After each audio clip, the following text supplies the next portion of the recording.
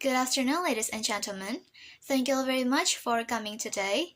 My name is Dinda, and I'm responsible for being the facilitator of today's workshop, representing MC as part of celebrating International Mental Health Day.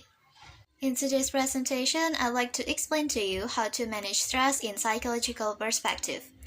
If you have any questions you'd like to ask, please leave them until the end when I'll do my best to answer them. My talk is divided into 3 parts. First, I'll start with the preparations you need before managing stress.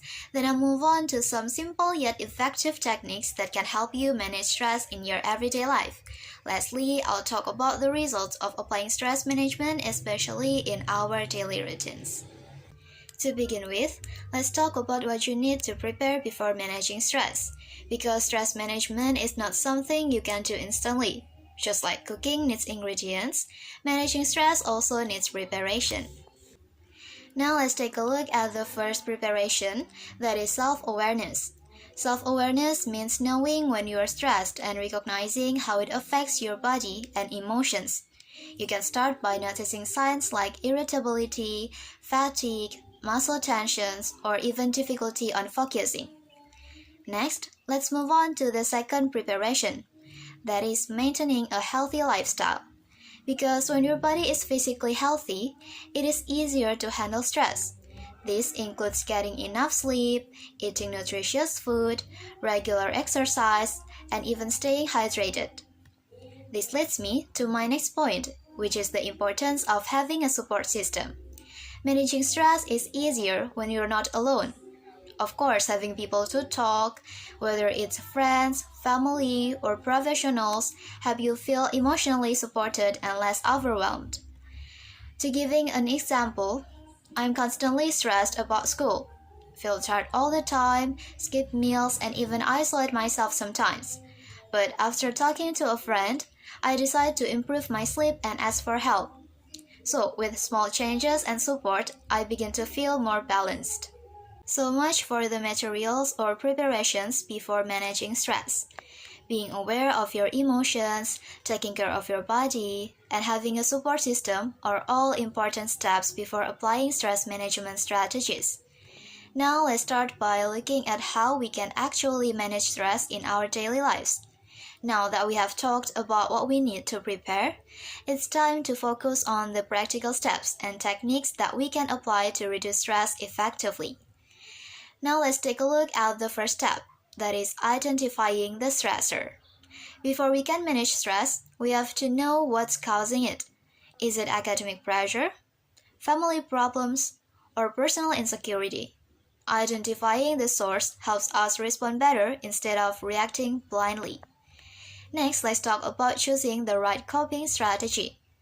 There are 2 main types, that is problem-focused coping, that you try to change the source of stress, like making a schedule to avoid deadlines. And the second one is emotion-focused coping. That is, you manage your emotional reaction to stress, like doing journaling, crying, or talking to someone.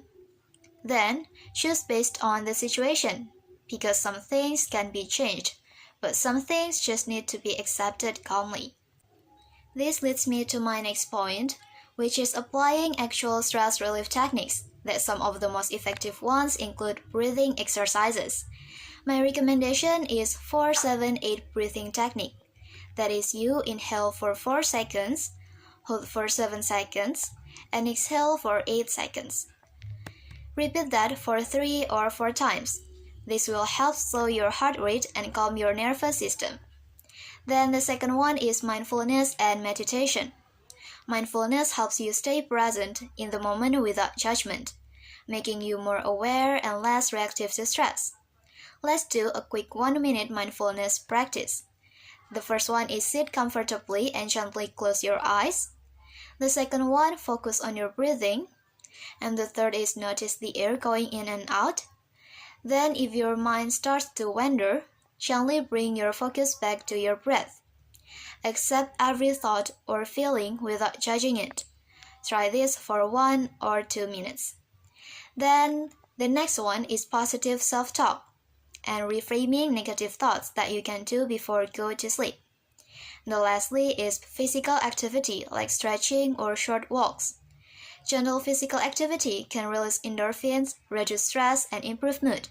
So you have to stand up, stretch your arms, then side to side, roll your shoulders, shake out your hands and legs, and even small movements can make a big difference. To give you an example, imagine you're overwhelmed with assignments and feel anxious. You start by identifying that the workload is the stressor. Then you break the task into small parts, that is, problem-focused. And during breaks, you do deep breathing and listen to calming music, for emotion-focused. By using both strategies, you manage the stress instead of letting it control you. That's all I have to say about how to manage stress in practical ways. Let's begin by discussing what happens when we consistently manage our stress in a healthy way. The goal of stress management is not just to feel better for a moment, but to create long-term positive changes in our mental and physical well-being. Now let's take a look at the first result, that is emotional stability. People who manage their stress well are less likely to overreact, feel overwhelmed, or even fall into constant mood swings. They are more emotionally balanced, and it becomes easier for them to stay calm under pressure. Next, we have a better physical health as another result. Good stress management can reduce the risk of headaches, high blood pressure, sleep problems, weakened immune system, and it also helps in preventing psychosomatic symptoms, where emotional stress turns into physical pain like stomachs or fatigue, even without any real illness. This leads me to my next point, which is how stress management improves productivity and relationships. Because when stress is under control, people tend to focus better, meet deadlines more effectively, and interact with other people positively. You become a more present friend, student, and even a team member. For example, students who used to get irritated easily due to stress start applying daily stress relief strategies like physical activity or positive talks. Over time, they will notice fewer emotional outbursts, better sleep, and a more focused mind during class. Then their friends will even notice how much calmer and more approachable they have become. So much for the results of managing stress in daily life. That's an overview of how to manage stress. Now, just to summarize, let's quickly look at the main points again. The first one, we talk about the preparations that we need before managing stress. The second one is several effective techniques such as breathing exercises, mindfulness meditations, and etc. Lastly, we highlighted the results of applying stress management. In conclusion, managing stress is not about eliminating it completely, but learning how to cope with it in healthy ways. With consistent practice and self-awareness, we can improve our mental well-being and build resilience in the face of life's challenges. That brings us to the end of my presentation.